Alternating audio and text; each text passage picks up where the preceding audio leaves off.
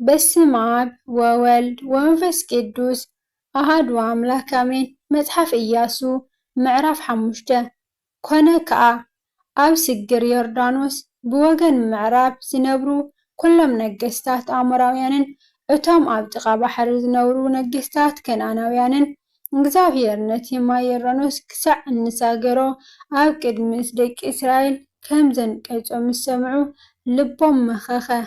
ኣብ ቅድሚ ደቂ እስራኤል ድማ ትንፋስ ኣይተረፈቶምን።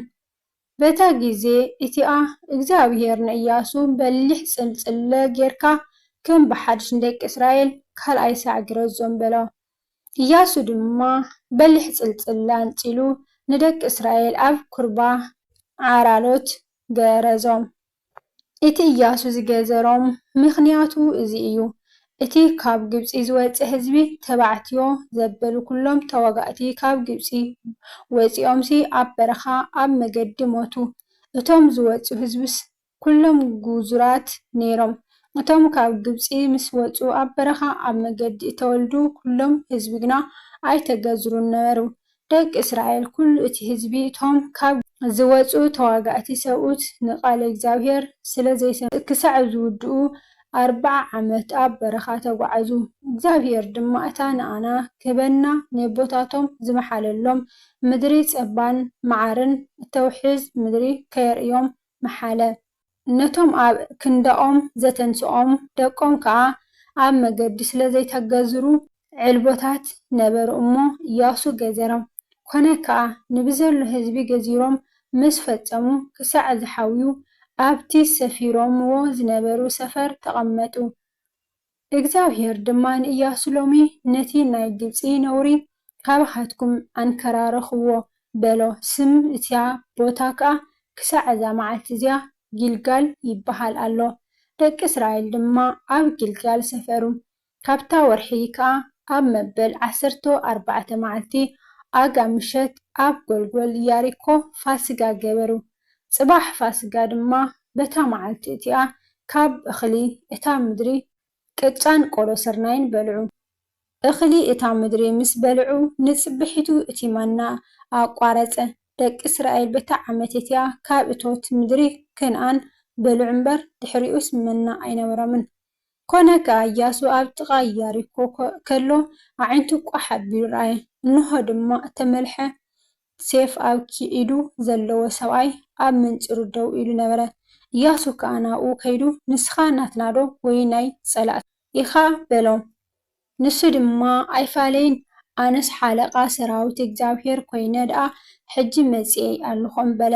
ኢያሱ ከዓ ብገጹ ኣብ ምድሪ ተደፊኡ ሰጊዱ ጎይታይ ንባሪኡ ዝብሎ እንታይ እዩ በለ። እቲ ሓለቓ ሰራዊት እግዚአብሔር ድማ ንኢያሱ እዛ ደው ኢልካላ ዘለኻ ቦታ ቅድስቲ እያ እሞ ኣስኣንካ ካብ ኣጋርካ ኣውፅእ በሎ። ኢያሱ ከዓ ከምኡ ገበረ። ምዕራፍ 6 ኢያሪኮ ድማ ብምኽንያት ደቂ እስራኤል ተዓጽያ ተሸጊራን ነበረት። ዝወፅእ ኮነ ዝኣቱ ኮነ ኣይነበረን። እግዚአብሔር ድማ ንኢያሱ በሎ ረአ ኢያሪኮን ንጉሳን እቶም ሓያላት ጀጋኑኣን ኣብ ኢድካ ሂበካ ኣለኹ። ኩልኹም ተዋግእቲ ሰባት ነታ ከተማ ከቢብኩም ሓንሳእ ዙርዋ። 6 መዓልቲ ከምኡ ግበሩ። 7 ካህናት ከዓ ቀቅድሚ ታቦት ኮይኖም 7 መለኸት እልልታ ይውሰዱ። በታ 7ይቲ መዓልቲ ድማ ነታ ከተማ 7 ሳዕ ዙርዋ። እቶም ካህናት ድማ መለኸት ይንፍሑ። ክኸውን ድማ እዩ እቲ መለኸት እልልታ ኣንዊሖም ምስ ነፍሑ እቲ ደሃይ መለኸት ድማ ምስ ሰማዕኹም ኩሉ ህዝቢ ዓው ኢሉ ይጭድር። መካወያ እታ ከተማ ከዓ ናብ ትሕቲኡ ኣቢሉ ክወድቕ እዩ። እቲ ህዝቢ ድማ ነፍሲ ወከፍ በብቕድሚኡ ክኸድይብ እዩ። ሽዑ ኢያሱ ወዲ ነዌ ነቶም ካህናት ፀዊዑ ታቦት ኪዳን ወሰዱ። 7 ካህናት ከዓ ቀቅድሚ ታቦት እግዚአብሔር 7 መለኸት እልልታ ይውሰዱ በሎም። ነቶም ህዝቢ ድማ ሕለፉ እሞ ነታ ከተማ ዙርዋ።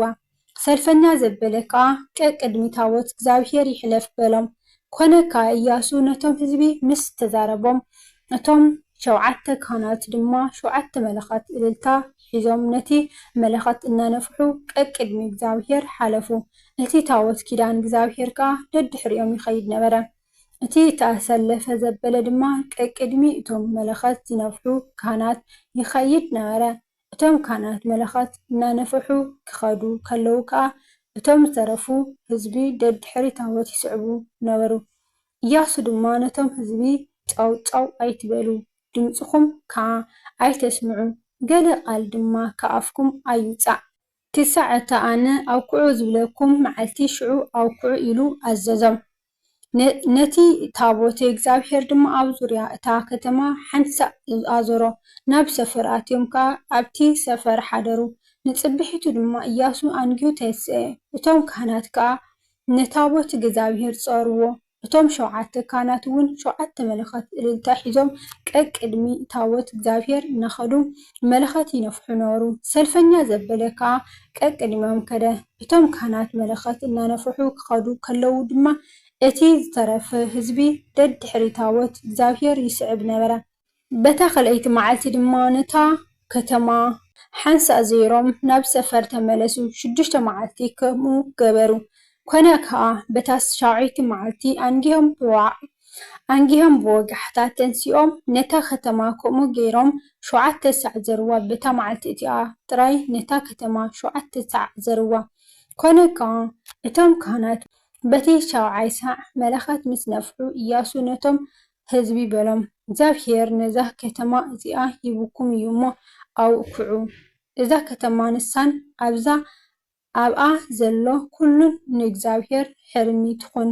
ረሃብ ኣመንዝራ ጥራይ ነቶም ዝሰደድናዮም ልኡኻት ስለ ዝሓብኣቶም ንሳን ኣብ ቤት ምስኣ ዘለዉ ኩሎምን ብሂወት ይትረፉ። ሓንሳእ ንስኻትኩም ከዓ ምስ ሓረምኩምዎም ካብቲ እተሓርመ ከይትወስዱ እሞ ንሰፈር እስራኤል ብርጉም ከይትገብርዎ፣ መከራ እውን ከይተምፅኡሉስ ካብቲ እተሓርመ ነገር ተጠንቀቁ። ብዘሎ ብሩርን ወርቅን ኣቕሓ ኣስራዝን ሓፂንን ንሱ ንእግዚአብሔር ተቐደሰ ይኹን እሞ ናብ መዝገብ እግዚአብሔር ይእቶ። ሽዑ እቶም ህዝቢ ኣውክዑ፣ ካህናት እውን መለኸት ነፍሑ። ኮነ ከዓ እቶም ህዝቢ ደሃይ መለኸት ምስ ሰምዑ ዓው ኢሎም ኣውክዑ። ሽዑ እቲ መንደቕ ናብ ትሕቲኡ ኣቢሉ ወደቐ። እቲ ህዝቢ እውን ነፍሲ ወከፍ በብቕድሚኡ ደይቡ ናብታ ከተማ ኣተወ፣ ነታ ከተማ ድማ ሓዝዋ። ኣብታ ከተማ ዝነበረ ዘበለ ከዓ ኣጥፍእዎ። ካብ ሰብኣይ ክሳዕ ሰበይቲ፣ ካብ ቆልዓ ክሳዕ ኣረጊት፣ ክሳዕ ብዕራይን በጊዕን ኣድግን ብስሕለት ሰይፍ ኣጥፍእዎም። ኢያሱ ድማ ነቶም ነታ ሃገር ዝሰለዩ 2 ሰብኣይ ናብ ቤት እታ ኣመንዝራ ሰበይቲ እተዉ እሞ ከምቲ ዝመሓልኩምላ ነታ ሰበይትን ምስኣ ዘሎ ኩሉ ካብኣ ኣውፅኡ በሎም። እቶም ኣግዋዝ እቶም ሰለይቲ ኣትዮም ንረሃብን ነቦኣን ነዲኣን ንኣሕዋታን ዘለዋ ኩሉን ኣውፅኡ፣ ንብዘሎ ዓሌታ ድማ ኣውፅኡ። ኣብ ወፃኢ ሰፈር እስራኤል ኣቕመጥዎም። ነታ ከተማን ኣብኣ ዝነበረ ኩሉን ብሓዊ አንደዱ። ብሩርን ወርቅን ኣቑሑ ኣስራዝን ሓፂንን ጥራይ ናብ መዝገብ ቤት እግዚአብሔር ገበሩ። ረሃብ እታ ኣመንዝራ ነቶም ንኢያሪኮ ክስልዩ ኢያሱ ዝሰደዶም ልኡኻት ስለ ዝሓብኣቶም ኢያሱ ንኣን ንቤት ኣቦኣን ንኩሉ ዘለዋን ብሂወት ሓደገም። ክሳዕ ሎሚ ከዓ ኣብ ማእኸል እስራኤል ትነብር ኣላ። በታ ግዜ እቲኣ ኢያሱ ከምዚ ኢሉ መሓለ፣ ነዛ ከተማ ኢያሪኮ ክሰርሓ ኢሉ ዝለዓል ኣብ ቅድሚ እግዚአብሔር ርጉም ይኹን፣ ብበኩር ወዱ ይሰርታ፣ ደጌታታ ድማ በቲ ዝነኣሰ ወዱ ይቁም። እግዚአብሔር ምስ ኢያሱ ነበረ እሞ ወሪዱ ናብ ዘላታ እታ ሃገር በፅሐ። ምዕራፍ 7 ደቂ እስራኤል ግና ኣብቲ ሕሩም ነገር ኣበሳ ኣበሱ። ካብ ነገደ ይሁዳ ኣካን ወዲ ካርሚ ወዲ ዛብዲ ወዲ ዜራሕ ካብቲ እተሓርመ ወሰደ እሞ ኩራ እግዚአብሔር ኣብ እስራኤል ነደደ። ኢያሱ ድማ ካብ ኢያሪኮ ናብታ ብምብራቕ ቤትኤል ኣብ ጥቓ ቤት ኣዌን ዘላ ዓይ ሰባት ሰደደ። ደይብኩም ነታ ሃገር ሰልይዋ ኢሉ ተዛረቦም። እቶም ሰባት ከዓ ደይቦም ንዓይ ሰለይዋ። ናብ ኢያሱ ተመሊሶም ድማ ሒደት እዮም እሞ ንብዘሉ ህዝቢ ናብኣ ኣይተድክሞ 2 ወይ 3,000 ዝኣክል ሰብ ደኣ ይደይብ። ንዓይ ከዓ ይውቅዕዋ በልዎ። ካብቲ ህዝቢ ድማ 3,000 ዝኣክል ሰብ ናብኡ ደየበ። ግና ካብ ቅድሚ እቶም ሰብዓይ ሃደሙ። እቶም ሰብዓይ ካብኦም ኣስታት 36 ሰብ ቀተሉ። ካብ ደገ ክሳዕ ሰባሪም ሰጎግዎም፣ ኣብቲ ቁልቁለት ድማ ወቕዕዎም። ሽዑ ልቢ እቲ ህዝቢ መኸኸ፣ ከም ማይ ከዓ ኮነ።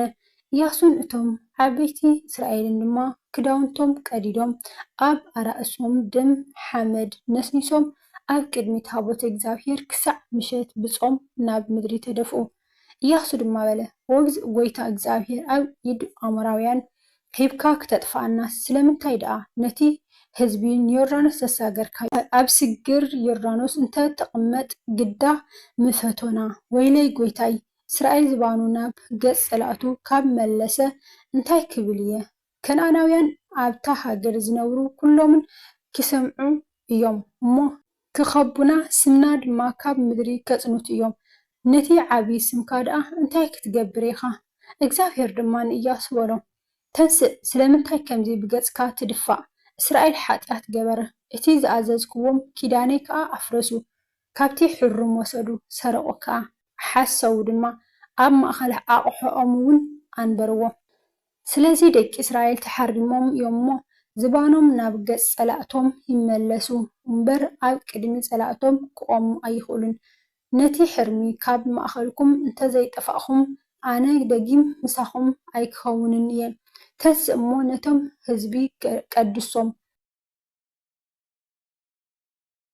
በሎውን፣ ንጽባሕ ተቐደሱ። እግዚአብሔር ኣምላኽ እስራኤል ከምዚ ይብል ኣሎ እሞ ኣታ እስራኤል ሕርሚ ኣብ ማእኸልካ ኣሎ። ነቲ ሕርሚ ካብ ማእኸልኩም ክሳዕ እተርሕቕዎ ኣብ ቅድሚ ጸላእትኻ ክትቀውም ኣይትኽእልን። ጽባሕ በብነገድኩም ቅረቡ ክኸውን ድማ እዩ። እቲ እግዚአብሔር ዝወሰዶ ነገድ በቢዓሌቱ ይቕረብ። እቲ እግዚአብሔር ዝወሰዶ ዓሌት ድማ በቢማይ ቤቱ ይቕረብ። እቲ እግዚአብሔር ዝወሰዶ ማይ ቤት ከዓ በቢሰብኣይ ይቕረብ። ክኸውን ድማ እዩ። እቲ ሕርሚ እትረኽቦ ኪዳን እግዚአብሔር ኣፍሪሱ ኣብ እስራኤል ከዓ ነውሪ ገይሩ እዩ እሞ ንሱን ዘለዎ ኩሉን ብሓዊ ይንደድ። ኢያሱ ከዓ ንጽቢሒቱ ኣንቢሩ ተንሥአን፣ እስራኤል ድማ በብነገዱ ኣቅሪቦም እሞ ነገድ ይሁዳ ተወስደ። ንዓሌታት ይሁዳ ከዓ ኣቕረቦም እሞ ዓሌት ዘራሓውያን ወሰደ። ንዓሌት ዘራሓውያን ድማ በብማይ ቤቶም ኣቕረቦም እሞ ዛብዲ ተወስደ። ንማይ ቤቱ ከዓ በብሰብኣይ ኣቕረቦም እሞ ኣካን ወዲ ካርሚ ወዲ ዛብዲ ወዲ ዘራሕ ካብ ነገደ ይሁዳ ተወስደ። ኢያሱ ድማ ንኣካን ወደይ በትኻ ንእግዚአብሔር ኣምላኽ እስራኤል ኣኽብሮ ተናዘዘውን፣ እንታይ ከም ዝገበርካ ንገረኒ ኣይትሕብኣለ ይበሎ። ኣካን ድማ ንኢያሱ መሊሱ በሎ፣ ሓቂ እዩ፣ ኣነ ንእግዚአብሔር ኣምላኽ እስራኤል በዲለዮ እየ፣ ከምዝን ከምዝን ገበርኩ። ኣብቲ እተዘምተ ሓደ ጽቡቕ ባርኖስ ሰንኣርን 200 ሲቃል ብሩርን 50 ሲቃል ዝሚዛኑ ልሳን ወርቅን ምስ ረኣኹ ሽዑ ተመነኽዎ እሞ ወሰድክዎ። እንሆ ከዓ ኣብ ማእኸል ድንኳነይ ኣብ ምድሪ እቲ ብሩር ድማ ብትሕቲኡ ተሓቢኡ ኣሎ። ሽዑ ኢያሱ ልኡኻት ሰደደ፣ ናብቲ ድንኳን ከዓ ጐየዩ። እንሆ ድማ ኣብ ድንኳኑ ተሓቢኡ እቲ ብሩር እውን ትሕቲኡ ነበረ። ካብ ማእኸል እቲ ድንኳን ወሲዶም ናብ ኢያሱን ናብ ኩሎም ደቂ እስራኤልን ኣምፂኦም ድማ ኣብ ቅድሚ እግዚአብሔር ኣንበርዎ።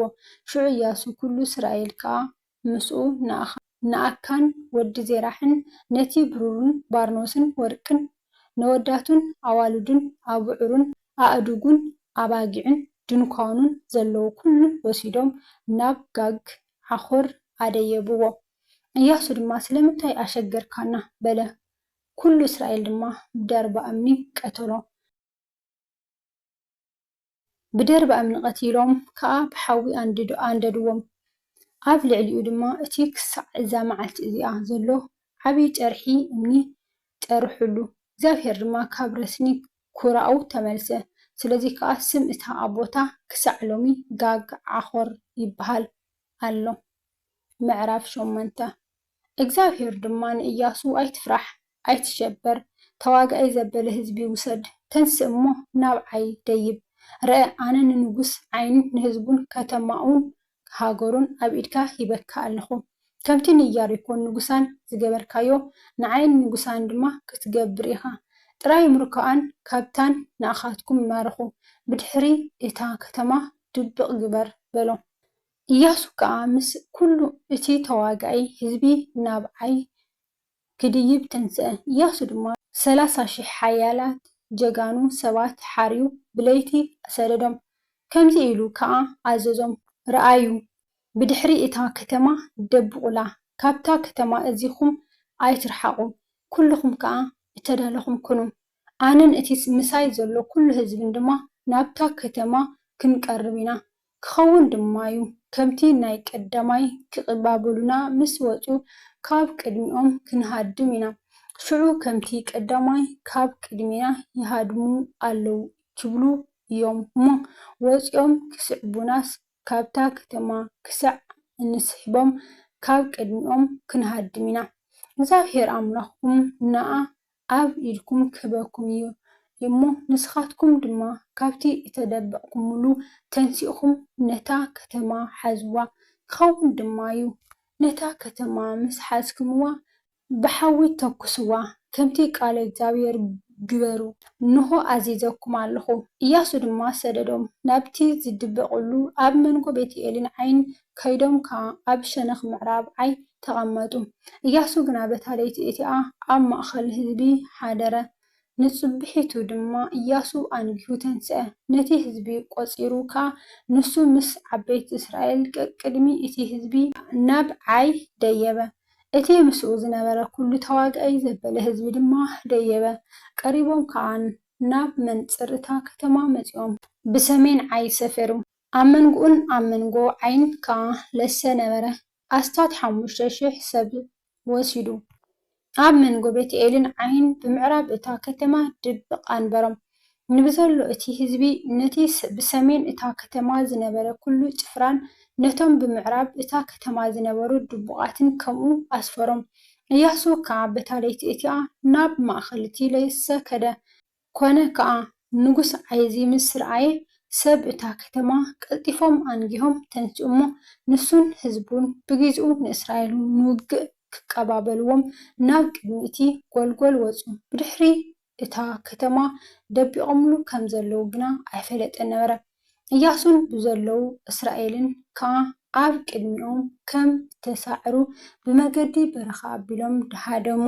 ሽዑ ኣብታ ከተማ ዝነበሩ ኩሎም ህዝቢ ክሰግዎም ብኣውያት ተኣከቡ ንኢያሱ ድማ ሰጎግዎ ካብታ ከተማ ከዓ ተስሓቡ ኣብ ዓይ ኣብ ቤትኤልን ደድሕሪ እስራኤልን ክስዕብ ዘይወፀ ሰብ ኣይተረፈን ነታ ከተማ ብኽፍታ ሓሪጎማ ደድሕሪ እስራኤል ሰሓቡ እግዚአብሔር ድማ ንኢያሱ ንዓይ ኣብ ኢድካ ክበካ እየ እሞ እቲ ኣብ ኢድካ ዘሎ ኩናት ናብኣ ኣብ ኢድካ ዘርግሓዮ በሎ ኢያሱ ከዓ ነቲ ኣብ ኢዱ ዝነበረ ኩናት ናብ ከተማ ኣቢሉ ዘርግሖ እቶም ተደቢቖም ዝነበሩ ድማ ንሱ ኢዱ ምስ ዘርግሐ ቀልጢፎም ካብ ስፍራኦም ተንስኡ እሞ ጎዮም ናብታ ከተማ ኣተው ሓዝዋ ከዓ ቀልጢፎም ድማ ብሓዊ ተኮስዋ እቶም ሰብ ዓይ ንድሕሪኦም ግልጽ እንተበሉ እንሆ ከዓ ትኪ እታ ከተማ ንሰማይ ክድይብ ረኣዩ ሽዑ ናብዚ ኮነ ናብቲ ክሃድሙ ክእለት